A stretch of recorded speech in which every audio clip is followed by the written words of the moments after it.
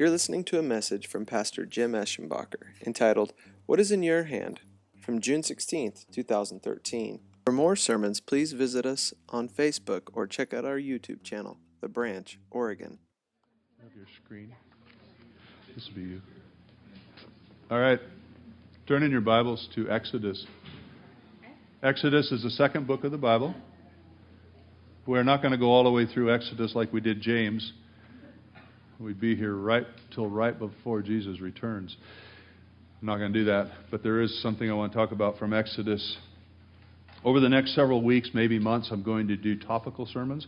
Those are a little different than going through a book of the Bible because the topic of the day or the topic that the Lord gives me, I use that topic and then find the scriptures that meet up, that help us with the topic, rather than looking at the scripture and letting that define the topic. So the topic that's in my head this morning, I'll give to you in a minute. I just want to say before we start, this sermon is not for everybody. You'll have to decide if it's for you or not. It is only for those who feel less than adequate for Kingdom of God business. So the rest of you, you don't have to listen. In fact, if you want, you just go eat cookies and go home. Don't raise your hand at all. But you could, but I won't notice. How many of you feel completely prepared for anything that God might ask you to do? Yeah, you do? Only in Him or in your own strength? We're going to read a story to you. This is the story of Moses. And by preface, Moses has been herding sheep. That's not the right word. They don't herd sheep. You tending sheep. Sheep herder. Oh, yeah, you herd sheep. Okay. They're kind of hard to herd because they're not very loud. Anyway, that was stupid. It's typical, though, right, Gretch? Yeah. Yeah, I know. That's how this works. She'll laugh again the next time I say it. That's how it works. Anyway, he had been tending sheep for his father-in-law for quite a number of years, maybe 40. We're not sure exactly, but somewhere in that neighborhood. And he's tending sheep, walking around in the bleakness of the landscape, probably making sure there aren't any dangers and making sure there's food for the sheep. And he comes across a bush that's on fire. Now, he may have thought, I should probably take my cloak off and put the fire out. But he was kind of taken in by this thing because he's staring at it. First of all, there's no smoke, and he realizes the bush isn't burning. There's fire here, but the bush isn't burning. So he begins to walk toward it as if, wouldn't that kind of attract your attention? If there's a fire, but whatever is burning is not actually burning, and there's no smoke. Like, what is this about? So he walks toward it, and a voice comes out of the bush. Moses. The bush knows him. Now, maybe he's been around this bush before, so, this fiery bush might actually know his name. But it's still unusual. So now he gets into a conversation with the bush, if you will, the burning bush. So in verse 1, I'm going to read it from right out of the Bible here. That's a good idea, by the way. Then Moses answered the bush, "But behold, they will not believe me." Now here's what has happened. The burning bush has told him, I'm going to send you back into Egypt and you're going to rescue my people Israel out of the hands of the Egyptians. You're going to bring them out to freedom. So here's Moses' response. Okay. He says, "But behold, they won't believe me or listen to me, for they will say, the Lord did not appear to you." And the Lord said to him, "What is in your hand?" And he said, "A staff." And he said, "Throw it on the ground." So he threw it on the ground, and it became a serpent. And Moses ran away. But the Lord said to Moses, "Put out your hand and catch it by the tail." So he put out his hand and caught it, and it became a staff in his hand. "That you may believe that the Lord, the God of their fathers, the God of Abraham, the God of Isaac, and the God of Jacob, has appeared to you." Again the Lord said to him, "Put your hand inside your cloak." And he put his hand inside his cloak, and when he took it out, behold, his hand was leprous like snow.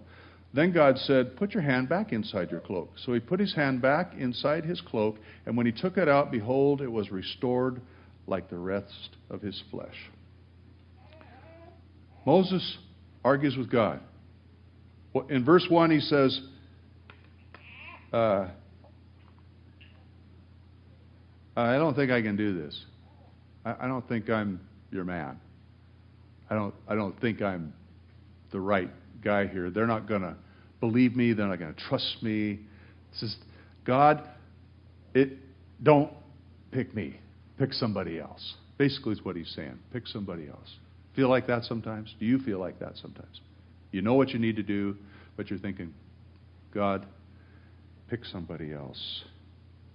Now he'd been tending sheep for a long time. He probably even talked rather bad, so that he wasn't going to be a real good communicator. Another one. Where's Gretchen? I need my laugh. My courtesy laugh. Oh, she's got that baby again. Doggone it. Been upstaged by a baby. Perfect. Now, the reason he was in the wilderness is because previously, 40 years previous, he had been a person of esteem in the land of Egypt, and he had decided, I am going to try and help the cause of the Hebrew people. They were all slaves. And he said, this is not fair. They should not all be slaves. So Moses, in his strength at 42 years old, says he goes out and he kills an Egyptian foreman because he was treating the Hebrew slaves poorly. So he had to run and flee. So this is the Moses that we've got. At one time, he felt all ready to do this thing. Now, he's like, I can't even talk straight.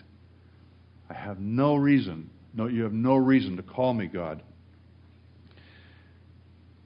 Here's his challenge to God. I am not equipped for this assignment. Raise your hand if you don't think you're equipped for the work of the Lord. I am. That was quick, Jen. She walked in and raised her hand. I am not where I need to be. Let me see your hands. I'm not as young as I used to be. Everybody raises their hands. It's too late, God. Verse 2. God graciously withdraws his request and said, fine, I'll get another worker. No. God stays with Moses. He responds to his challenge in a most unique way. He's not fighting him right now. He's not trying to put him down. But he asks him a question he can easily answer. What is that in your hand? That's all he asked. What is that in your hand? He's not going to accept excuses, but at this time he's not slapping Moses into submission. Notice the gentleness here. He asks Moses a very simple question. Moses has no idea where this is going. What is in your hand? The graciousness of God, the simplicity of God, his tenderness right there is shown as he asks Moses a question that he has no problem answering. Now, verse 3, God is kind of beginning to challenge Moses a little bit here. He wants him to trust him, but he's going to have to train him a little because Moses is talking to a bush that's on fire. How many of you would immediately do what a bush that was on fire told you to do? Well, I'd probably do it because, like, wow, you're important. So he tells Moses, he says, throw it on the ground. I blew it today. I actually went yesterday and found a staff, a stick, and I laid it where it is right now in my yard. See that? You remember the third problem? I'm not as young as I used to be. Part of that problem is that your memory isn't as young as it used to be either. I forgot my stick. It was going to be really a nice prop. I don't use props very much, so that might be why I forgot. But anyway, throw it on the ground. Now, Moses could have had many thoughts going through his head as this bush tells him to throw the stick on the ground. Probably the most important question in his mind was, why? Now, you don't have to raise your hand. I already know the answer. How many of you have ever asked God, why? Why would you want me to do that? Yeah. No matter what was going through Moses' mind, he obeyed. The staff when it hit the ground, turned into a serpent. And Moses, being a man of courage and power, ran away. Whether he was running from the serpent or the burning bush doesn't make it perfectly clear here, because you see, the serpent's never described as venomous. We just assume it is because he ran away. Well, I'm not sure I wouldn't run away from a stick that turned into a serpent. I don't know, even if it was a nice serpent. Now here's the problem. God turned his staff into a serpent. A serpent was a symbol of evil. Even in that day, foreign nations had serpents that they worshipped. They were powerful. And I don't know whether they all had this kind of recollection of the original sin or any of that, because this isn't on that book was not on the scene yet. Genesis hadn't been written, but they could have talked about it. But anyway, the serpent is a symbol of evil. How many of you have thought, this does not sound like, this does not seem like God? I'm up against this thing, and I have this thing going on, and it does not seem like God. Not everything bad that happens to you is a sign to abort your mission. Sometimes it's just God continuing with his test. Now, God goes on. Here we go. Put out your hand and catch it by the tail. Anybody ever handle snakes? You don't catch them by the tail, do you, Don? Not if they're mean. You got to grab them right behind the head. If you grab them by the tail, they can still swing around and bite you. So you don't grab a snake by the tail. So Moses is thinking, bush, I don't trust you yet, but I don't know what else to do. You did turn my staff into a snake, so maybe you'll take care of this too. So he picked it up by the tail, and it turned back into a stick. Moses is teaching God, you lay down what you have in your hand. Give me what you have in your hand. And I hope you're all listening. Give me what you have in your hand. I will add supernaturalism to it, and then pick it back up. Amazing what's being taught here in this little story. He goes on. Verse 6. Put your hand inside your coat. Once again, a very, very simple request. Moses is not being asked to stand on his head, do cartwheels, or prove that he can still jump. He's 80 years old, by the way. He's not being asked anything. Put your hand inside your coat. I don't have a coat, but anyway, just put your hand inside your coat. Okay, how hard can this be? But picture Moses now. God, bush, you're beginning to annoy me. Or, I hope you aren't planning on turning my hand into a serpent. Or, I hope nobody's watching. I mean, try to be real with this. This is not just a story. It's a person. And it's a person who went on to do a lot of really important things in the kingdom. But he's got this spot he's at, and for some reason, he goes ahead and does it. All right, puts his hand in his coat, pulls his hand out, and he's got leprosy. Once again, he's obeying this bush, whom we know of as God because we're reading the story after the fact. He's obeying God, and he just got leprosy. Now, leprosy was a social disease that would not allow him in public. And he supposed to go into Egypt and speak to the Pharaoh to free God's people. His leprosy just stopped any chance of him fulfilling the mission he was asked to do. Now, surely God would never give someone a sickness, right? No, I don't know, Jim. What are you trying to say? I don't know. I just read the text, and I just thought I'd throw that in there. God finishes this portion of the test. Put your hand back in the coat. So he does. He pulls it out and it's clean. Perfectly clean. How often have you found that when you set out to do something that you believe God wants you to do, you've met with a lot of resistance and a lot of doubts? Anybody? Yeah.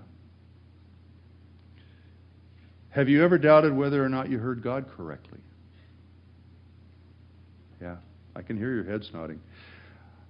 How often has the goal seemed even farther away than when you started out? Almost every time. If you give up halfway through this test, you can miss the will of God. Moses could have said, "Great. Now look what you did, you burning bush," and walked away leprous. He stood there, not certain what's going on, because in his mind, in the minds of all of us, God doesn't make you sick. So what just happened? How did he get leprosy when God said, "Put your hand in your coat"? Did God just turn his back while Satan showed up? Let's don't be so goofy. God has full authority over everything. And God was showing Moses, "I will be your healer. I will take care of everything." He ended up with leprosy. For a moment, things looked way worse than they did when he first heard about it. When Carla and I moved to, what state are we in? Oregon. I had 4 houses in Spokane. Now, I'm not bragging about this, but I had just built a brand new home and I had 3 rentals. We weren't married yet. I moved down and then she came down later and then we got married. But anyway, I had 4 houses. All of them were for sale. I just said, okay, I'm going to sell them all. Brand new home and 3 rentals. Moved down here, had some money in the bank, and in about 2 months, 3 months time, and I had a job to come to. That was October 3rd. The job ended December 31st. I didn't know it was going to end. I got married December 29th. We got married, Carla and I. Not just me, but Carla and me both got married. We got married. In case she hears this online. We got married December 29th. Thank you, Gretch. Help me out here. I got back from my honeymoon and didn't have a job anymore. They forgot to mention that when I went on my honeymoon. So I had no job, 4 houses not selling, 2 rentals went empty during that period of time. So I have 2 rentals payments due with no rent coming in. Brand new house that had a pretty good sized payment on it, not selling. And we went in the pits. We ended up at one point, in fact, I finally sold the new home up there for less than I owed. I had to take out a loan, a signature loan, to sell the house. So I put myself us as a family, in a real difficult financial situation just to move to Oregon. Are you kidding me? It had started raining. I mean, I was in my season of wanting to get out of Oregon already. I'd gone through a winter and I thought, why did I move to Oregon? What in the world got into me? And I knew when it happened that it was God. I knew it. I'm not going to go into that story, but I knew, I'm moving to Oregon. Carla and I hadn't even talked about getting married, and I said, well, God has spoken to me, and I'm going to move to Oregon. She goes, okay, I'll go with you. I think that was her proposing to me, if I remember right. No? That's kind of, she'll listen online? Okay. She admits she proposed. But I admit I accepted. Anyway, here we are in Oregon. It's pouring rain. I don't have a job. Actually, I did get a job repairing burned houses. Fire damage. Have you ever worked with fire damage? It's horrible. I see those of you nodding that have done it, and you're looking for your bag to throw up in. It is really a horrible job. It's as bad as water damage. And there's a lot of that in Oregon. Trust me, I know about some of that. But fire damage, it's always wet anyway. Anyhow, blah, blah, blah. I'm getting about half per hour as I needed and as I was getting before. We're broke. And every reason we came seemed gone. I came down here to help a church with a music program, and eventually I did. But when I got here, he said, you have to sit for a year. That was our rule. Okay. So I didn't do music for a year. because that was his rule. But then after, about a year, that's about the time everything started changing. See what I'm talking about? If I had listened to the circumstances anywhere during that time, I'd have gone back to Spokane. I had houses. Oh, okay, I didn't mean that, Lord. I was just kidding. I had houses. We have to walk around to get them to come on. I had houses to live in, jobs up there. I mean, I knew a lot of people in the area, so I knew I'd be okay. Let me ask you a question. Individually, what is in your hand? Don't answer it. What is in your hand? If you were standing in front of God right now and He said, "What's in your hand?" what would you say? What did you bring to the assignment that God has for you? Is it enough? Do you think it's enough? Do you wish you'd studied harder in seminary or Sunday school? Do you wish you'd have practiced piano more when Mom harped on you? Maybe taken up guitar? Do you wish you had the money back that you blew on that TV preacher or some pleasure? That's from a movie, right? Yeah. No, it's Eddie.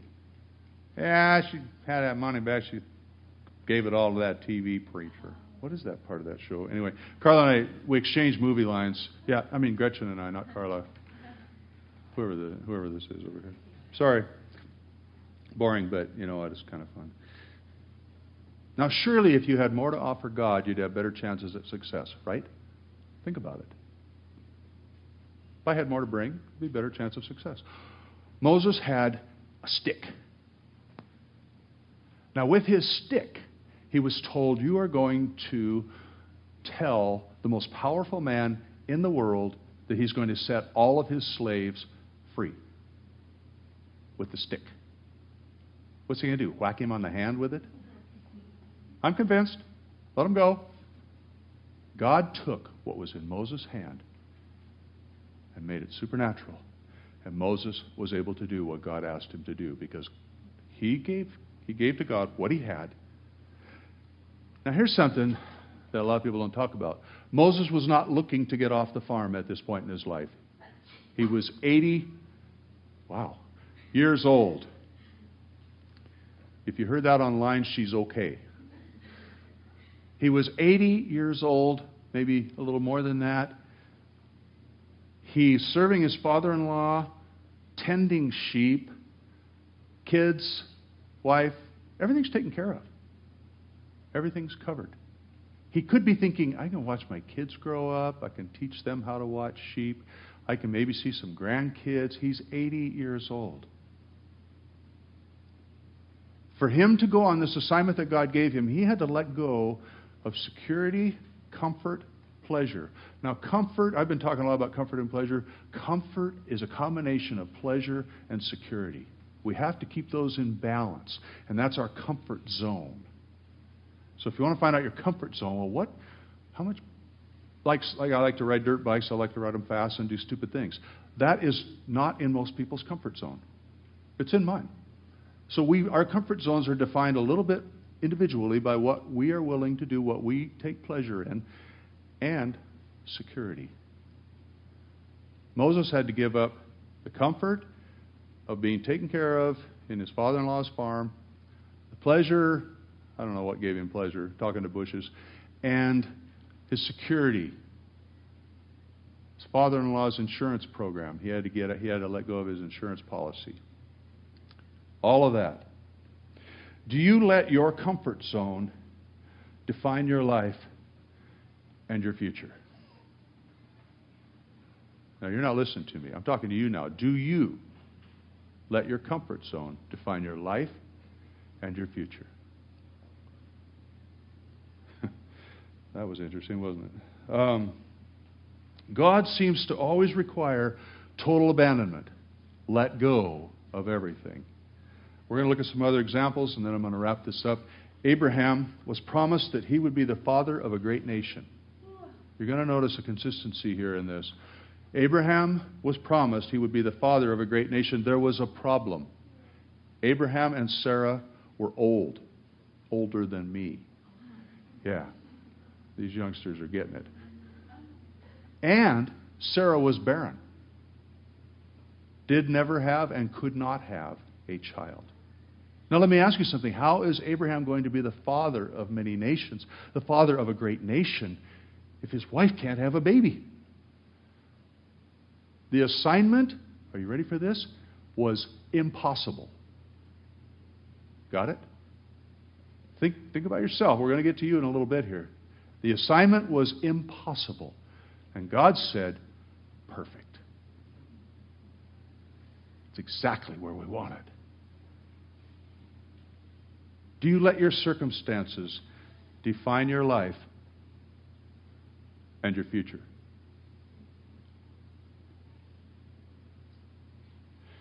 David. King David was the runt of the litter. 8 brothers. He was the bottom of the barrel, the smallest. When it came time to appoint one of Jesse's sons, the future king of Israel, all of the older brothers looked the part. David was actually out, guess what? Tending sheep. Very common. Called him in, the last one to come in, and he's the little guy. Now, imagine this little guy who had just been tending sheep thinking about being king of Israel. At that time, Saul was king of Israel. Saul was approximately 7 feet tall, handsome, and very strong. David could not have found a campaign manager for his election that could have got him elected. Saul had it. This was an impossible situation. And little David goes, okay. And God goes, perfect. Do you let your lack of preparation define your life and your future?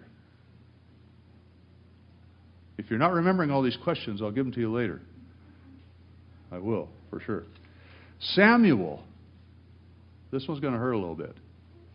Samuel was one of the greatest prophets in all of history. You go, so what?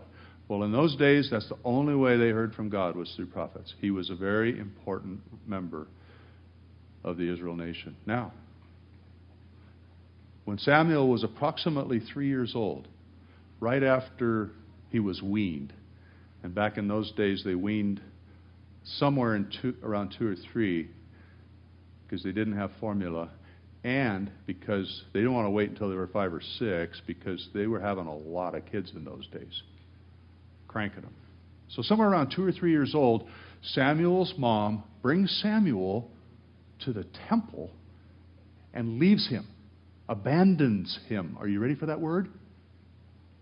He leaves him with Eli, a huge man who did not take care of his own kids. And she goes away. She comes back once a year, gives him a new coat, cloak, whatever you call it, robe, something he wore, something little kids wore. Every year. Saw him once a year. Eli was his primary caregiver. Eli was a very, very large man. It says, in fact, that when he found out his sons had been killed in battle, he fell off of his perch and landed on his head and broke his neck because he was too fat. Bible's fun with words sometimes, by the way. That's his caregiver. Do you let, and online this is going to go viral, abandonment issues define your life and your future? Don't do it. Samuel was abandoned by our standards. Left to be raised by a heavy man who didn't even want to talk to him. And yet look at, God said, perfect. Once again. What about Esther? Let's pick on the women for a minute. Esther was queen in the land of the Medes and Persians. The king of the Medes and Persians, Carla, what was the king's name in Esther? Artaxerxes? Xerxes. Yeah, not Artaxerxes. Xerxes. king in the land of the Medes and Persians. She's queen. Same land. The most powerful nation on the planet at that time. She's the queen. How did she become queen? Don't answer me. She was beautiful. I can't do it very well. She became queen because they're laughing at me over here. Because she was beautiful. That's it. They went out and tried to find the 100 most beautiful women in the nation, brought them in, and he picked one, and it was her. So she was extremely beautiful, apparently. Great reason to become queen. Maybe, maybe not. Anyway, a problem arose. The man who was second in command in the nation was jealous of a Hebrew. So he decided to have the king issue an edict to kill all the Hebrews. All of them. Possible annihilation of the Israel race. So the king, in kind of a little bit of ignorance, puts his signet ring and stamps it. Done. They are now scheduled to be annihilated, killed on a certain day, in a certain month. A ways off, but still, it's scheduled. It's going to happen. Esther's uncle gets word to her, because she's Hebrew, and so is he. He gets word to her about what has happened. And he said, "It's up to you." In fact, his exact quote is, "Who knows whether you have not come to the kingdom for such a time as this?" Powerful line that we probably all kind of remember. Esther did not play the role of pampered queen. She did not go, "You know what? Find someone else to do your dirty work. I'm the beautiful queen." She said, "All right." And at the risk of her life, because she could not go into the presence of the king without being invited, she would be killed. And she said, it said somewhere in there, I believe this is about right, tell me if I'm wrong, honey, you actually studied it, that I haven't been invited in for over a month. That's about right, isn't it? Been longer than that? Okay. So she was not in the habit of being invited into the king's presence, but she needed to speak with him about this edict that had happened. So she lays aside her beauty that got her elected. She lays aside her wing. I mean, she's got a wing in the castle that every one of us would find ridiculous. She's got servants and slaves, and that's the same thing. Servants and maids everywhere. She has one combing each hair. I'm making all this up. But anyway, it's a nice life. She says, "You know what? I'm going to risk it. I'm going to lay all that back because my people need me right now." And so she goes to the door, and she can't really be seen, but her shadow kind of is in the doorway. And the king says, "Who's there?" And he's told that it's Esther, and so he waves her in. So she gets to come in and she gets to speak. And if you read the whole book, we maybe should do that book sometime. But anyway, she ends up, or the thing gets turned around. The Hebrews get saved through the situation, and in fact, it turns on the guy that caused it to happen. He ends up being hanged. So, do you let your natural attributes define your life and your future? So what if you are an incredible baseball player? Does that mean that's what you should do with your life? Not necessarily. So what if you are an incredible musician? Think about Jimi Hendrix. Think about, you don't even know him, do you? Think about Elvis. You know Elvis? Do you? Where is he? Anyway. Oh, that's right. He's in Vegas. So, think about, more recently, Michael Jackson. People who had a gift. Michael Jackson, when he was a little guy, was probably one of the cutest kids I've ever watched sing. Unbelievable. Then I don't know what happened. But anyway, following your attributes. I have this skill. I have this talent. I've been given this. I'm this. It's not always the best path. It's not always what God would want you to do. You have to be willing to take that and say, "This is my staff. What do you want to do?" And God might say, "Why don't I just keep that?" Joseph was a spoiled kid. I'm about done with these, by the way. His dad liked him better than all of his brothers. He gave him a coat of many colors. He didn't give that to any of the other brothers. The other brothers were very jealous. The other brothers took Joseph and pretty much tried to get rid of him. Tried to kill him, and then they thought, well, let's just get rid of him. And let's make some money while we're doing it. So they sold him.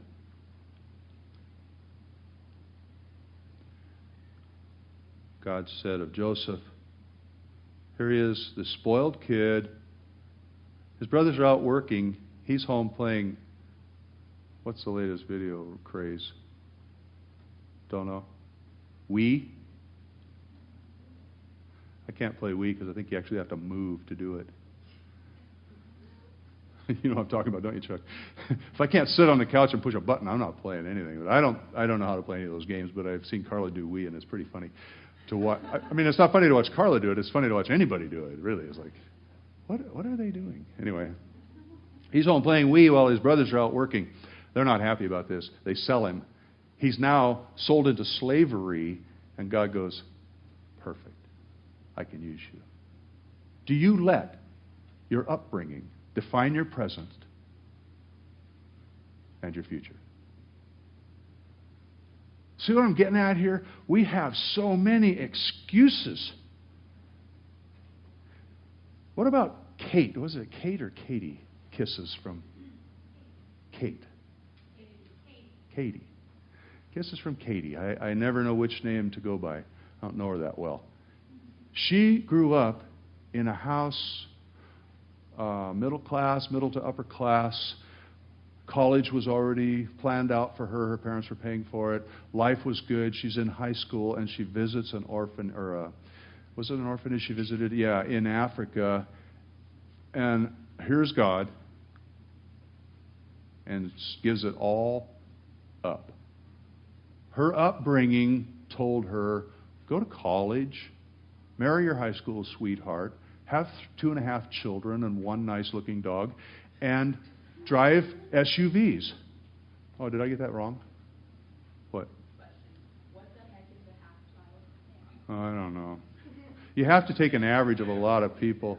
National average. Yeah, you have to take an average of a lot of people, and you end up with half a child.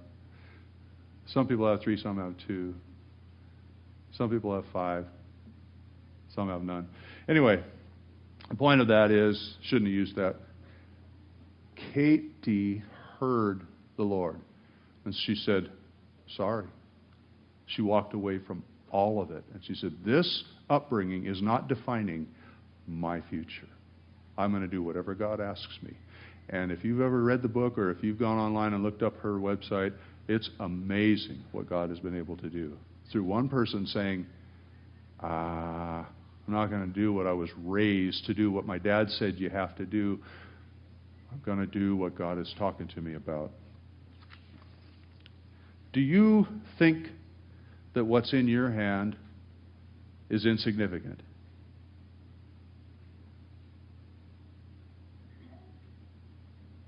I want something a little nicer. I knew a lady one time, she's no longer with us, so I can say this. We were in a meeting, and it was a long time ago, and the little conversation was going around about what gifts God had given us. And someone pointed to her and said, God has given you the gift of mercy. And she almost started crying. No, not mercy. I wanted healings. I wanted prophecy. Now, everybody in the room at that time was looking at her with disgust, but thankful that we hadn't been the one that said it, because we're all thinking the same thing. I really want a really nice gift. I want the gift of healing. I'd like the gift of deliverance. I would like the gift, whatever. Give me a really good gift. Mercy? Are you kidding me? That's nothing more than your pride speaking when you say your gift is insignificant. What about...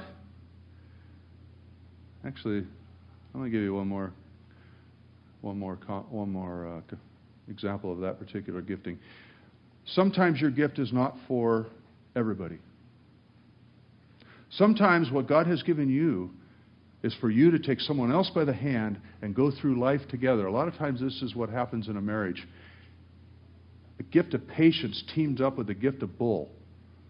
Now, don't misread me here. I'm not saying bull blank. I'm thinking bull in a china shop. Bina shop. What's a bina shop? Bull in a china shop. Life requires bulls. Sometimes the only way you're going to get to the other side of the problem is you're going to have to plow through. Takes a bull. But a bull in a china shop, why do I keep saying that? Bull in a china shop, it causes so much damage and grief that you can't remember why you had to get to the other side. Someone with patience comes along and says, let's go through this china shop together, carefully. And you go out through, you come out the other side, and your gift has just helped someone else. Now, the bull, on the other hand, is going, are you going to stand there at the door forever? To the patient one. Let's go already. See how these two giftings work together, and you go forward in life. All right, enough of that. Oh, here's another one. Two pastors are talking. I can't quit. One of them says, you know, I really wish I could meet Billy Graham. Think of the thousands of people that have come into the kingdom because of Billy Graham. Millions of people have heard the word because of Billy Graham. I really want to meet Billy Graham, the other pastor. Yeah, I understand. I'd like to meet the guy that led him to the Lord. Great story. Now, which one had the most impact? Either one. Take your pick. So don't think, okay, my gift is insignificant. What about, I wish I had someone else's talent or gift. Don't compare to other people. You look up here at Trent and you go, wow, wish I could play a box like that. Wow, I wish I could be a father to his children like he's doing. Wow, I wish I could have a job and he just keeps climbing the ladder in his job and all this. Wow. And then he has a future. He wants to go back and be a missionary. I wish I was Trent. Except Trent's the only one who said, I wish I wasn't Trent. But anyway. Or maybe Michael. He's not here. I can pick on Michael. Michael, Warren. You don't see it so much here because when he preaches here, he's just so careful. He doesn't want to say anything wrong, so he really guards his words and protects himself, and that's why he reads his sermon. He's just kind of trying to take care of himself, not mess up. You ought to see him at Bible study when he's not worried about messing up. That guy has a gift of preaching, and he just sometimes takes off, and the rest of us are just like, okay, Bible study turned into Michael preaching, and Michael is preaching the Word of God to us, and it's wonderful.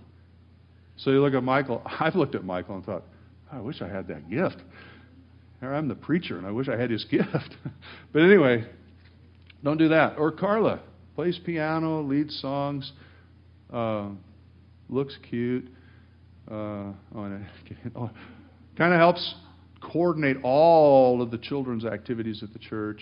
Very, very busy person. Does the bookwork for the church, bookkeeping and all that.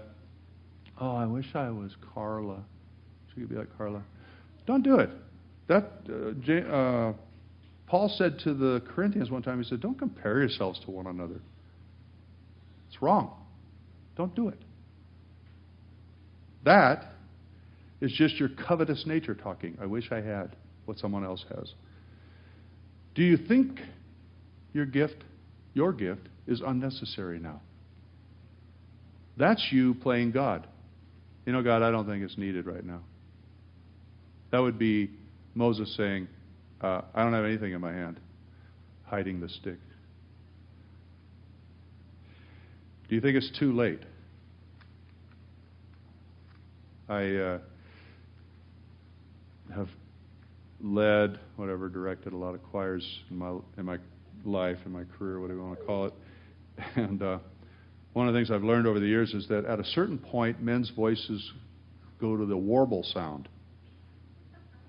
Very, very tough in a choir if you've got a low warbler. And so I have to be kind of cautious with them when I see the gray, bald guys come in and want to be in the choir. Well, sing something for me. Sing Happy Birthday. And I try to make a decision. I told Carla after I turned 60, I said, you know what? I've seen it happen again, again, and again. I'm probably going to turn into a warbler. Will you be sure and tell me when to stop singing? She kind of didn't know better than to say yes. She just shook her head. And I said, I'm going to start practicing guitar because I think I can still do that after I quit singing.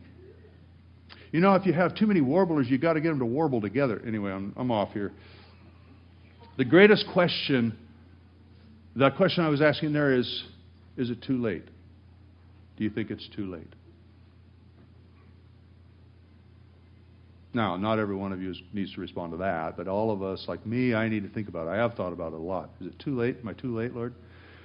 This should have happened 40 years ago. This should have happened 10 years ago. The greatest question about this message is, do you trust God, and are you willing to do what He asks? Which excuse are you going to give Him? Right now, you're thinking about, well, I don't really have anything to do. I'm not really planning on doing anything. That does not sound like the plan of God to me. I think He has something for each one of us. But which excuse are you going to give? Well, I'm kind of comfortable right now. Pretty comfortable right now. That doesn't sound like any fun. No pleasure in it. Or I can't give up my health insurance. Carla and I had to give up our health insurance to do the church. And we haven't been able to figure out how to get it back. It's kind of tough stuff. But God's watching over us.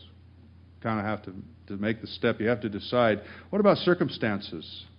How many of you are going to let circumstances dictate whether or not you can do what God wants you to do? Are you too young? Josiah was 8 years old when he became king of Israel, and he was one of the greatest kings of all time. Are you too old? Caleb was 80-something when he got into his promised land. And he turned to Joshua and he said, I want the hill country. I want the hardest that you got.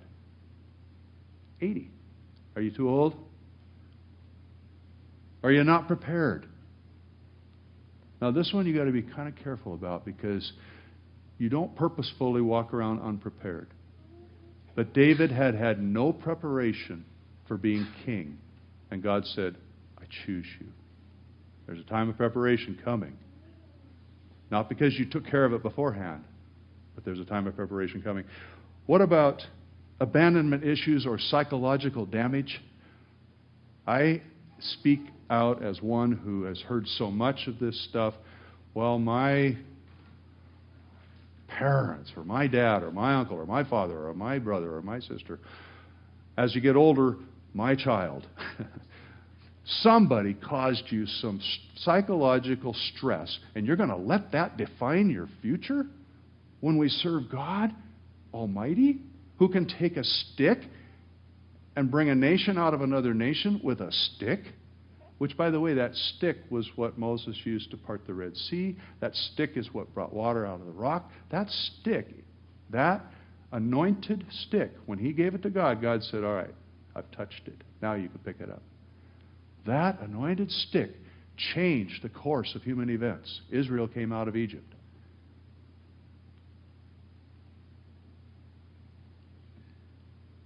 How about your natural attributes?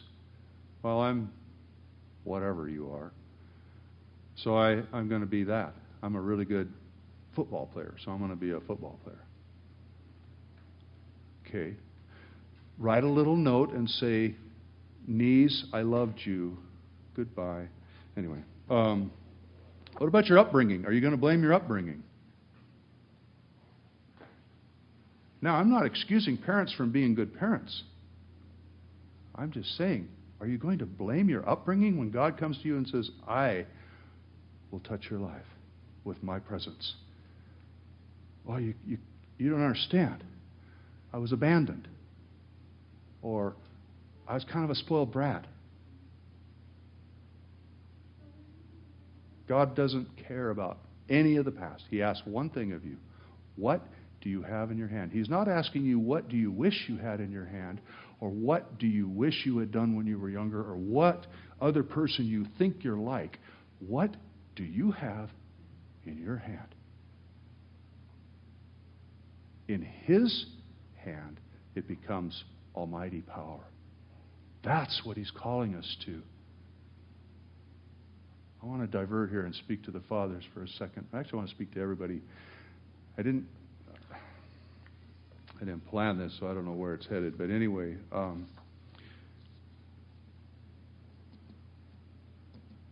God is Father. Jesus taught us that, God the Father. Today being Father's Day, I'm just going to give a short address to that. We know God is all-sufficient and completely capable. Right? Doesn't need our help.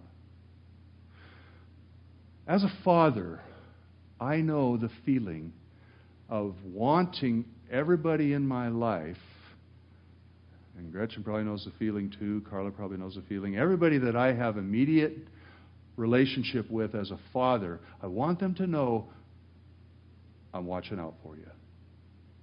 I'm trying to take care of you. I want the best for every one of you. Sound like God's hand watching over us? Now, I experience a lot of times, sometimes, where I think, I don't want to be the one that everybody looks to. I just want one of my little kids to come up to me and say they love me. That would be sufficient. However, that doesn't fit what we've created. I've created this. What does Carla call me? You're my big macho man, not macho man. Big. What does she call me? Big. My density. I know. Anyway, I am the one who takes care of things. I am the one who's going to get it done. I am the one that when everybody else runs, I don't move. I stand there. The snake's going to have to bite me because I'm not moving. That's the role as a father some of us have taken, and yet we still feel the need, the desire for someone to care about us. Now, if I have those feelings, picture God saying, you know, all I ask is that you love me with all your heart, soul, mind, and strength. That same feeling, if there is such a thing as feeling, that same request, will you love me? You don't have to do anything for me. I got it covered. Will you love me? And then we have an opportunity, and I throw this out there today because of the day of the week, day of the year it is. We have an opportunity to give God one thing that He's not going to make for Himself. When He created us, He gave us free will. When we turn that will around and say, you know what, God, I want to love you, that is fulfillment and blessing in His heart. Just like it fulfills and blesses me when one of my kids or my grandkids come to me and they love me. They don't need me to fix something right then. They just love me. Or they don't need me to tell them directions. Right, Goody? They just love me. I have these feelings sometimes. So if you have a father that's alive, don't let today get by. Tell them. Not kidding you. Even though Macho Man tried, they still feel, wow, wish I could hear those words. I wish I could know for sure. All right, enough on that. At the same time, live your life in love for God. What's in your hand? Yeah, Carly, you can come forward. What's in your hand?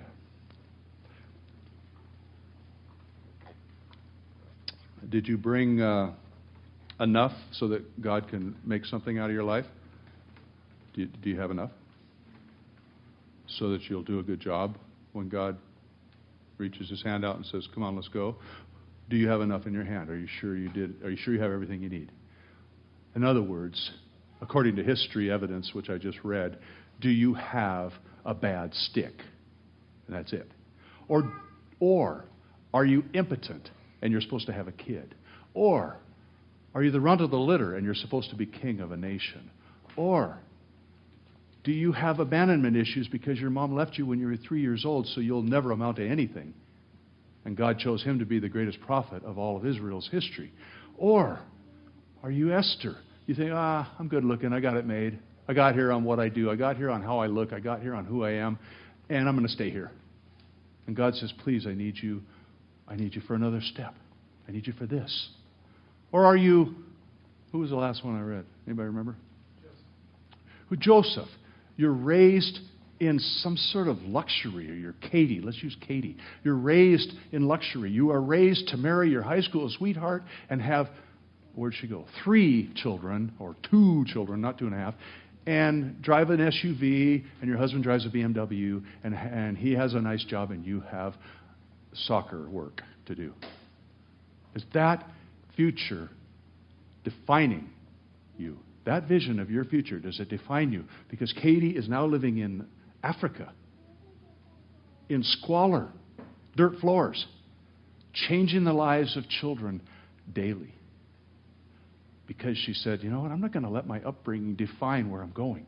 And if your upbringing was bad, if your upbringing has a lot of negatives in it, are you just going to go, oh, I had a bad upbringing. Had a bad upbringing. You need to have a little sign. Had a bad upbringing. Don't talk to me. Don't ask me anything. Don't expect me to be of any use. Had a bad upbringing. Need to work on that one, don't I? That would work.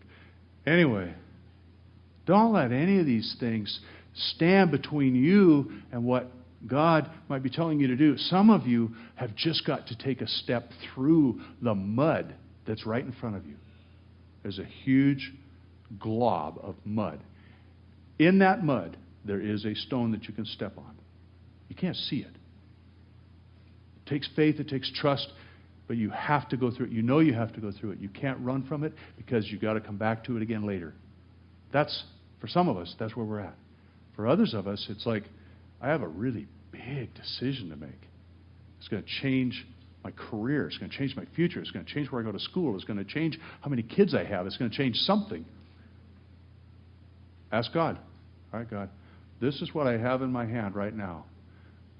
What do we do? And He will take you from there. He will take you.